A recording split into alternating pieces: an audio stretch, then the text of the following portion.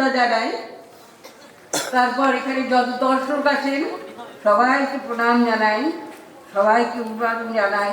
সবাই সুস্থ থাকুন, ভালো থাকুন, ভালো খান, ভালো সুস্থ থাকুন।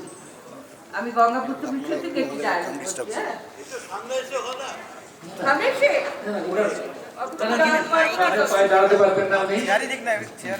কালীবাবু, আমার এখন মনে আছে যে কালীবাবু বাস অ্যাক্সিডেন্ট করেছিলেন।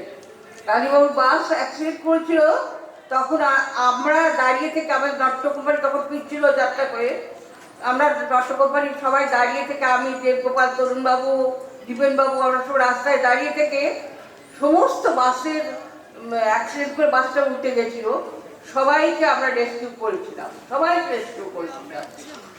সেই থেকে কালীবাবুর সঙ্গে আমার আলাপ, কালীবাবুর সঙ্গে সেই সময় আলাপ হলো যে উনি তখন বললেন যে ওনার মনুষ্যত্বটা জ্ঞান আছে, এত রাত জেগে এসেও এতগুলো মানুষকে রেস্কিউ করলে। আর সব যাচ্ছে যাচ্ছে, এত যাত্রার দলের লোক যাচ্ছে, একবার ডেকে বললো না যে কালীদা আপনার বাস উঠে গেছে, এতগুলো লোক অ্যাক্সিডেন্ট করছে, হসপিটাল যাবে, কে তাদের নিয়ে যাবে? শুধু আমরাই করেছিলাম ওই। এটা কিন্তু গর্বের কথা নয়, এটা আমার মনে হয়েছে আমার মানবিকতা, এটা আমার মানবিকতা।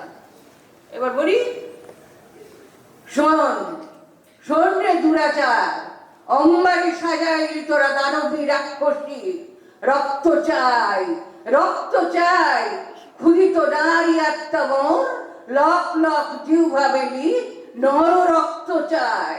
বিষ কন্যা যদি আমি বর্ষণ করিব বিষ ধারায় ধারায়।